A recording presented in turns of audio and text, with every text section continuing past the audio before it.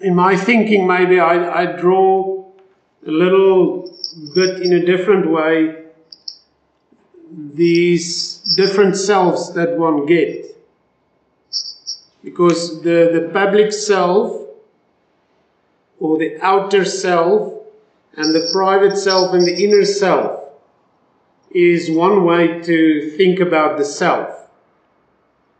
So there we can say the public self submits herself to certain protocol, and she's got certain social norms that she abides by that might not be present as completely with the inner or the private self.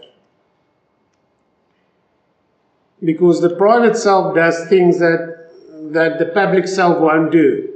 And I'm not talking about 100%. So as if the private self is doing 100% things that the public self will never do. So the public self will do zero of what the private self does, or vice versa. That the private self would do certain, or the public self would do certain things that the private self won't do. There's a lot of overlapping already between those two selves. But it seems like the private self has got certain things that she doesn't want to do in the public. But it doesn't necessarily seem the other way around. It seems like the public self is comfortable to do whatever she does when she's in private. But the private self is that part of us that doesn't necessarily want to expose everything in the public or through the public self. So that's one way to draw a distinction. I do think that if the two are more aligned and they've kissed and made up, that you do become more congruent. In other words, the private self is more exposed and more willing to live in the public self. And it could be an indication of integration. It could be an indication of wholeness. It could be an indication of getting healed or whole.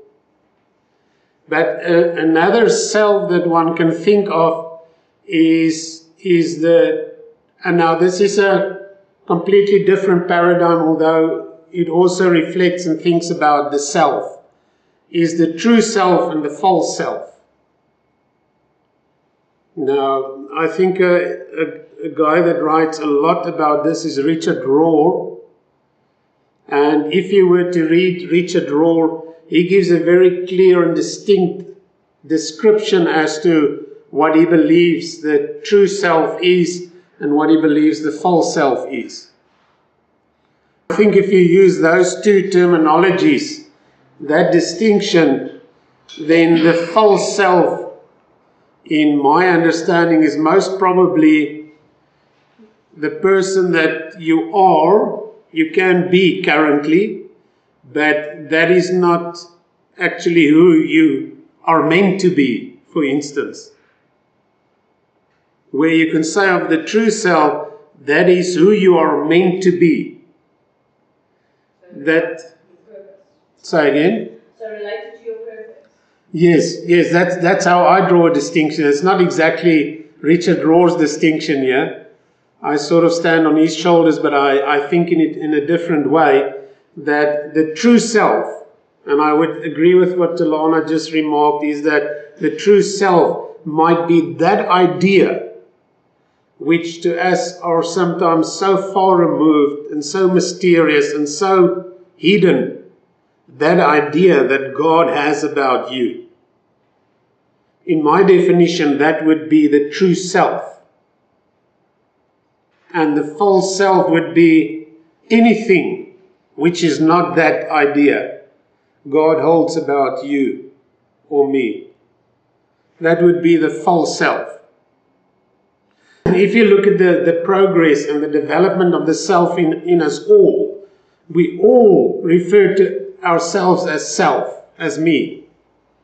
And that self has been influenced by many things. Many things that are a given or a givenness, like the parents that you got because you got them, you didn't choose them. The house in which you grew up, that you got that, you didn't choose that. The peers that you had in the house, your brothers and sisters, because you didn't choose them. The color of skin, eye color, culture, language, many things forms a fundamental part of your development of yourself. And those things you didn't choose. But there are things, I'm aware, and I suddenly became aware that I just talked about genetical stuff. There are also experiential stuff that you didn't choose, that happened to you. Things that happened to you. That's also a givenness. You didn't choose certain things if you were abused, or if a friend left you, or if a parent died when you were young, or whatever. Whatever experiences that you've encountered in life forms also part of the development of the self. Even before we can draw a distinction whether it's the true self or the false self, the self in its totality develops over time. But for me, the interesting thing, and this is only the way I see it currently to make sense for me, is the self that I would call the true self, that which it is meant to be, already exists. It's not something new that's thought out when you grow up. And then you step into your true self as if it's the first time that someone has thought about that true self. That true self was defined before you were born.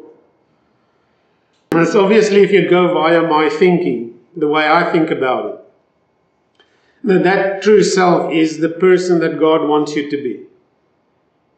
Now, in this progress, in this development of yourself, becoming aware of yourself, which is the thing that distinguishes the human being from all other forms of life, is that we can be self-aware. I can be aware of me. I can think of me. I can think about me. I can think about the impact I have, etc., etc. Now, in this development of this self, a lot of I would say the false self is just thinking that you hold about yourself that was fundamentally influenced by negative experiences. That's where the false self comes from. It's things that we think, because in the end, the self, if I were to ask you describe yourself, that description would be ways of thinking. That's what it is.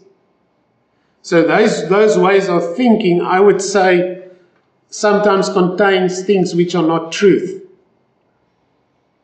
And it can also, that thinking about yourself can contain thoughts which are the truth.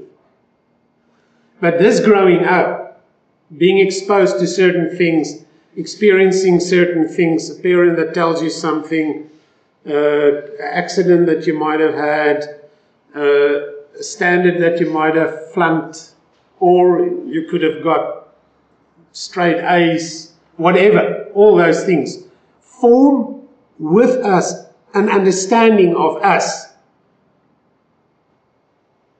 Or in the singular, it forms ways of thinking that you employ every day of your life to think about yourself. You might call that self-image or self-perception, or just a paradigm of the self. Now, if you grow up, I think, depending on many varied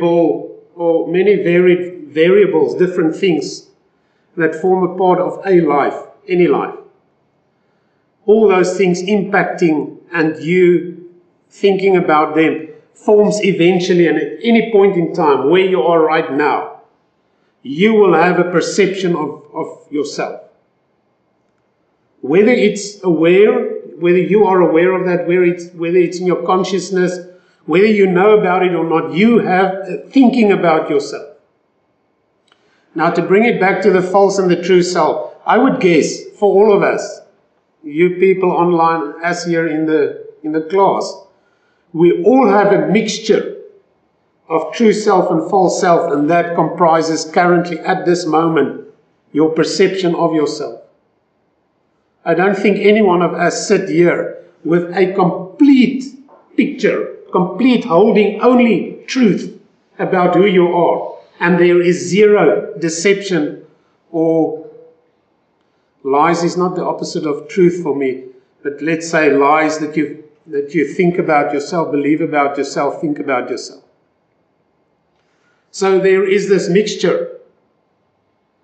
I think through certain things, let's call it our growth as people, our becoming, truly becoming what God had in mind for you, for me as a person, we can reduce and the impact of the negative things, that not truthful things, lies or deceptions that we hold, or let's call it the false self, can grow smaller and smaller and smaller, because you make space in your head, you make space in your thinking, in your mind for the true self, and that sort of presses out, as you can call it like that, presses out the false self. I do believe the true self that you are is the self that you and I would like to live. The true self that I am, the thoughts God thinks about me, is the optimal life that I can embrace and live in. Thanks, Ella. Dankie, Debs. Dankie, Toba. Is the optimal life that you and I can live.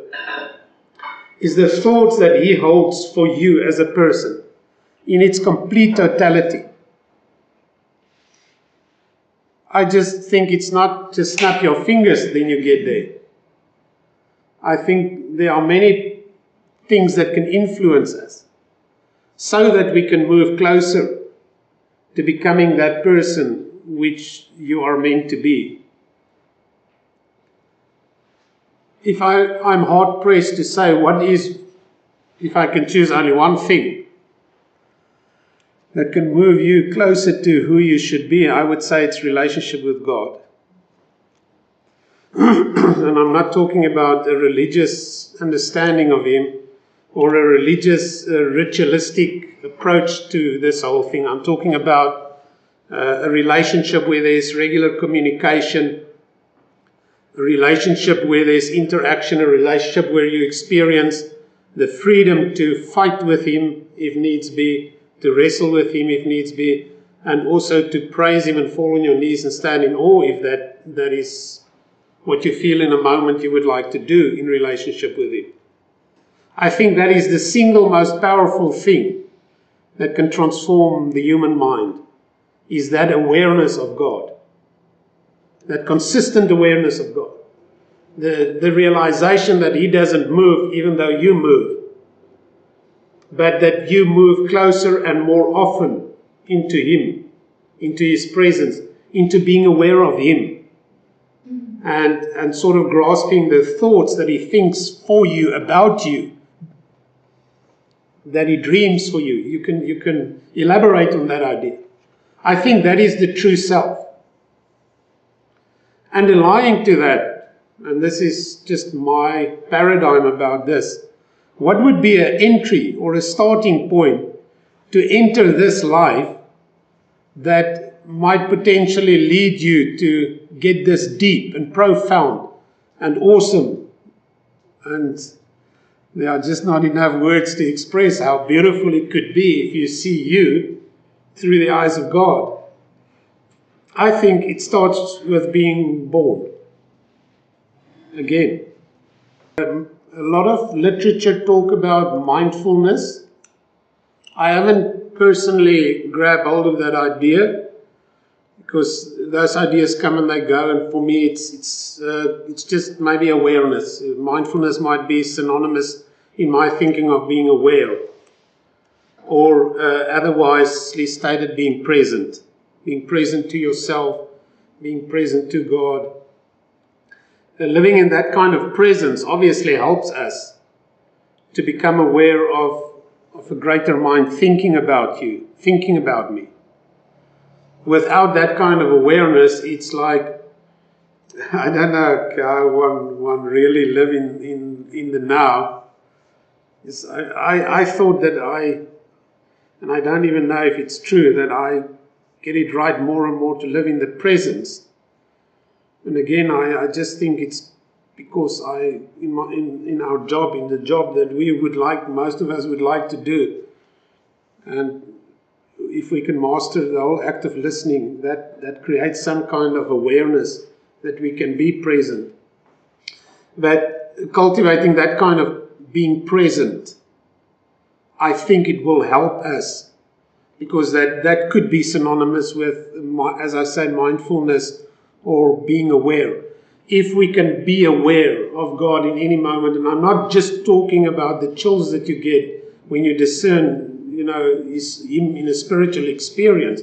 I'm talking about just being aware in a moment, seeing Him in a moment, whether it be in an external situation that are broken or external situation that elicits awe and wonder in you. But if you can see Him in that moment, your awareness of Him heightens. And that heightened awareness, I'm definitely sure, if you go the NLP route, the neuro-linguistic route, and you were to examine and try to quantify and measure it in the brain, you would see there's activity going on there that's different than many other kinds of activities in the brain. It's just a guess. I'm not into the medical model of understanding our behavior, so I wouldn't say that's a statement that I verified with anything that I've read. But I do believe that our minds expand in some way. And I'm not talking about physically expand, but our ability and capacity and capabilities to, and now this is just my descriptions, trying to describe something which just lives here and I can't understand it necessarily fully with my mind, is just that suddenly our boundaries, for instance, would expand to include more. That previously one would have rejected. You would say, you can also now enter my circle, and I've got some kind of compassion for you even, and 5 years ago I would have liked to kill you, but now I can expand my circle of my presence. That's one way in which I think about this. Another way in which I think about it is just the forgiveness that flows more freely from us to those that are not thinking and doing the way we think they should. So it's got so many different impacts and results in our lives if we can become aware of Him. But to be honest, the fundamental thing that you become aware of most of the times when you do is the way He sees you, the way He would smile upon you, the way He would have a kind of a compassion that you can become aware of for you and me. For us. Obviously for others we can see it as well. But there is such a thing as a sort of a personal part of who you are, which is just uniquely you. In all your mysterious ways and unique ways, in your personality, in your intelligence, in your makeup as a person. And then because we are social creatures, much of that which we think about ourselves are formed and impacted and also expressed interpersonally amongst people in relationship. And I don't think the two are necessarily separate except for my description of them. Because my relationship with my wife and your relationship as a husband and wife, it's through him that you become and it's through her that you become, for instance. And it's through being a student that I can become a teacher, and it's through you being, or your daughter being your daughter, that you can become a mother. So interpersonally, socially, our becoming is very strongly influenced. But let's just jump to this process when we were young. When we were young, we didn't have a complete, deep, fundamental, full of truth paradigm about life and ourselves. Awareness actually only develops not really, but abstract awareness develops around about 11 years in girls and maybe never in boys. No, that's a lie. Maybe around about 13, 14 years in boys, that we become aware of ourselves in a different way, in an abstract way. Before that, we are so engrossed and so engaged with life up to that point, let's say till standard 5 or grade 7 as it's known today, that your awareness of yourself is very limited. You're just out there doing, engaging, as opposed to thinking about how you do and how you engage. But when we grow up, when we go into puberty, when we go into our teenage years, a different set of awareness has become available to us, that we really become aware of ourselves, that we really start to see ourselves, that we really start to understand ourselves. I think it's, in my understanding, strongly triggered by the bodily changes that we go through during that period of our lives.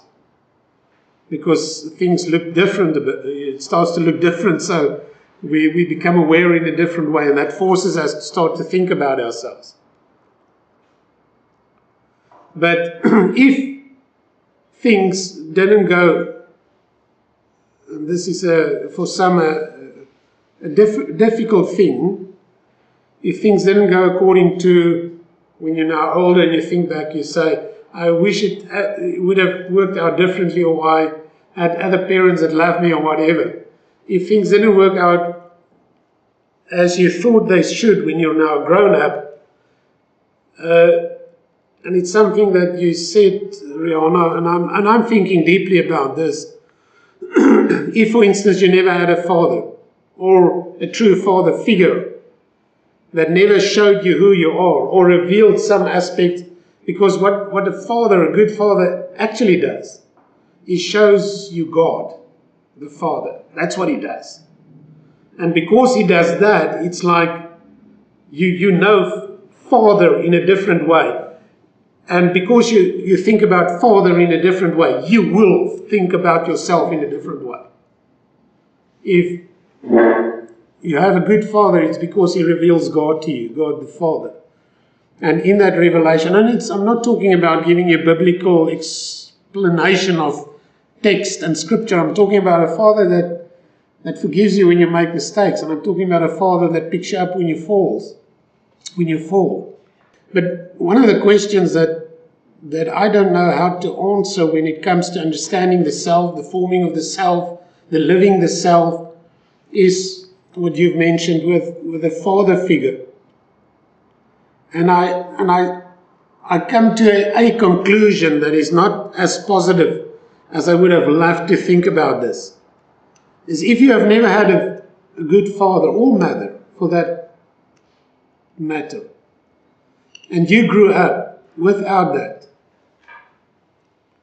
is it possible to ever get to a place in your life, no matter how old you get, that you can regain what has been lost? That you can get to some kind of deep understanding that the concept of a father, a person called a father, can be good, protective, providing. You think it's possible? You nodded yes, and it is possible, even though you might not have had an example or a good father figure, that you can regain what would have been lost. Like surely if a father can show you God, God can show you a father. So like he balances that. Okay, I'm convinced by just the way that you describe that. No, I'm convinced.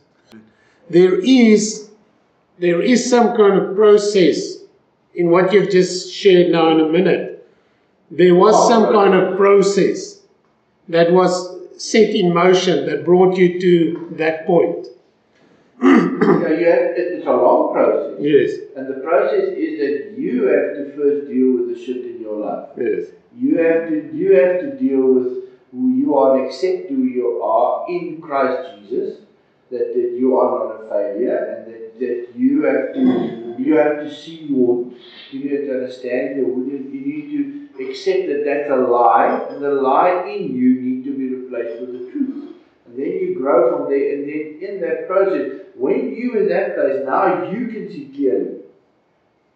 You can see the other things for what they are, and then, but you are right, the process took years. I agree with that.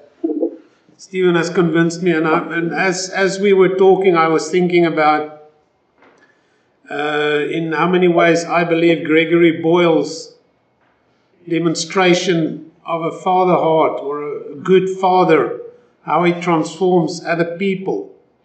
So it must be possible. It must be possible. I think that the challenge for us might be would we be willing to step up to a role like that from time to time? And I'm not talking about becoming a father and a mother to others. I'm talking about just being compassionate, and in that being compassionate to someone younger or someone in need of just seeing love, because people lose hope when they don't see love too often, or haven't seen it at all, or for a long time not. It's sort of a challenge. It definitely comes to me that would I be willing to go beyond myself sometimes, even though I might not be in the mood? Can I be compassionate towards someone that needs that kind of compassion, just to get a little flicker of hope and to just start trusting again and maybe believing in himself or herself? I think that remains a challenge, a question that we all should ask ourselves. That can we and will we be willing?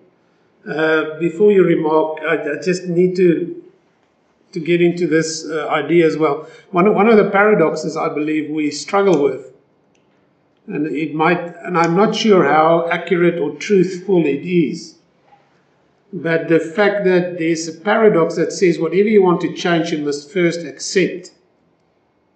The paradox sounds very sensible to me. Yeah, I can sort of resonate with that. What you want to change, you must first accept. If you don't accept that, your rejection of that brings you to a place where you're just standing in a position to that, so you can't work with it because you keep it at arm's length. So the moment you embrace that, or not even embrace, just tolerate that. Let's go there, because that's a lighter way of accepting something. Just tolerate that. The moment you and I would start to tolerate certain things about ourselves which we do not like about ourselves, or would have liked to have different, or would like to change, the moment we start to tolerate that, then change becomes possible. Then it actually becomes possible to change that. So there might be things in your false self that you first have to accept. Accept it for what it is sometimes, or accept for what it does to you to be like that. And in that acceptance, then it becomes possible to change that. So let's say, and this is a crude example, let's say a woman hates her body and she would cut herself. And if you were to discover the reason for that, she might have been molested. So there's a lot of rejection of herself, a lot of hate directed towards herself, a lot of destruction against herself, sabotage against herself, that is manifested in this cutting. Until she accepts that which she hates, herself. Until she's, now acceptance is a far down the line removed for a girl like that. But just to start to tolerate, it's okay to be me. Or not even okay. This is just me to start off with. And growing into, maybe I can love this thing called me. And growing into I can tolerate myself from time to time, and growing into I can accept myself, and growing into I can embrace myself. It's just on a different scale, the whole process of acceptance. Because I don't think most of us jump from, if there's self-hatred, jumps from self-hatred because of one revelation or one act of compassion directed towards you, jump from this self-hatred to total embrace of myself. I think that process, my wording is just to try to understand that process. But it is triggered by at least tolerate this thing called me, to eventually growing into accepting, to most probably, hopefully growing into embracing. I do believe that that is totally impossible if acceptance of that person is not demonstrated in some way. If someone else doesn't come along and say, and you don't even have to say it, she sits with you, she cuts herself, and she tells you about this, but you don't say, "Ooh, yes, what are you doing?" No. You just, see, you do that.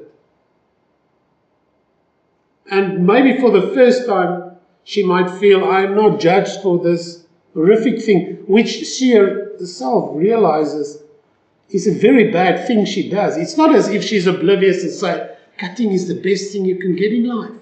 Really, you must try it sometime. She realizes how destructive this is. So, and for the first time, someone triggers that it's not rejectable. You are not despised because you do that. You are not worthy because you... That realization might set a process in motion that eventually she might come to a place where she stops the cutting. That might happen. That most potentially will happen. That the cutting will stop. And that's maybe what I mean by accepting that which you hate or dislike about yourself is a kind of a paradox. I'm just saying the context that you and I can create as coaches, as people that would like to help other people, is a very strong, very powerful thing.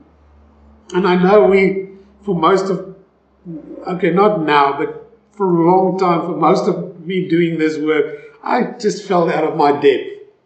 I just followed the hunch in my heart and say, this, I know I must do this. I don't know how always. And sometimes I miss the mark often. And I don't know if I'm doing it right, and I don't get the feedback that applauds me. Every time someone walks out of my office, they applaud me and say, "Oh, you've made my day." No, you don't get that kind of thing. So it's kind of moving forward in the dark, but you trust this fire that burns in you, because somehow you know this is it. This is it. Even if it's just you, because it often starts with you recognizing it first, saying, there is this fire in me. There is this thing in me that want and is drawn towards others who suffer, and I want to help them. Don't know how, don't know whether I'm doing it right, but I would like to do that. And I can't quench that fire and don't want to quench it. And sometimes I feel like, I'm dancing around the fire and I feel like it's going to burn me, or must I dance? What must I do? But keep on doing that, and then you see one that comes your way and they feel compassion, or they feel acceptance, or they feel the unconditional positive regard. And for many, to my astonishment, for many, you might be the first one actually that reveals that to them. It's like they've never known someone that didn't judge them, didn't condemn them, didn't cancel them, didn't reject them for who they are. And that might in itself be a very strong setting in motion of a process of becoming for that person. And now we haven't even touched on all the other great things that one can do in coaching. All the tools that you can utilize to develop this person. There you just basically on the work on the premise, work on the moving from the point that I'm going to love you. I don't know if I'm doing it right, but the intention is there. So my intent is to love you, to have unconditional positive regard for you. And intent and unlocks things that makes your growing and becoming possible. One day I'll have words to explain how powerful love is, how transformative love is, how utterly thirsty the human being is for love and compassion. And there must be a tribe that chooses to say this is what the banner is that we carry, is love. Not just for ourselves, but for others. Not just when we need it, because we also do need that. But when we see there is one thirsty for it. And often that one thirsty for it, often that one that needs it, acts in a way that actually, if you were to respond on the way he or she acts, would be to not love, to reject, to judge, to push away, to say step away. I don't associate myself with that type of who you are. So obviously I think I'm speaking here of sacrifice, of wearing a cloak of humility, of coming to a point where there's so little entitlement amongst us that it's non-existent, that you don't regard that you should have this before you accept or love or have compassion, or this person should be like this before I can have compassion on her. There is a sort of a total abandonment, a total being given, being poured out, that I believe has the potential to bring life, and bring it in abundant ways, and in varied ways, and powerful ways. And I don't think I'm talking about a very sentimental feeling that you have at any one point in time in that process. I think I refer more to a deliberate stance, posture that you take, and you say, flip it. If it was in a different world, I would have grabbed you by the throat. But I've swallowed the blue. Which one is it, Carl? I've swallowed the red. Oh, and now I'm a different person, and I've been transformed myself by love, and therefore I can give love for you. Really, in the end, let me just conclude with this idea. In the end, that's what it's all about. It's about compassion. It's about love. It's about unconditional positive regard. That's what it. You can have all the wisdom of a grand psychiatrist or psychologist. You can be learned as you can be. You can have many degrees. You can know all the coaching tools, but if you do not have love, you have nothing. Using the word, and I'll finish with the word defining moments that you just used. Defining moments, in my understanding, have a very profound impact on this forming of your understanding of yourself. It's actually, if you were to take any person, and you were to take, let's say, 10 or 20 of defining moments, whether they be because you get positive ones and negative ones. A defining moment is rarely a neutral experience. It's either very positive or very negative. But it defines you. It defines your experience of you. It defines your definition of you. And be it that you and I, choose to give people defining moments that really defines them, according to the truth, according to who they actually are. They are any person on this planet.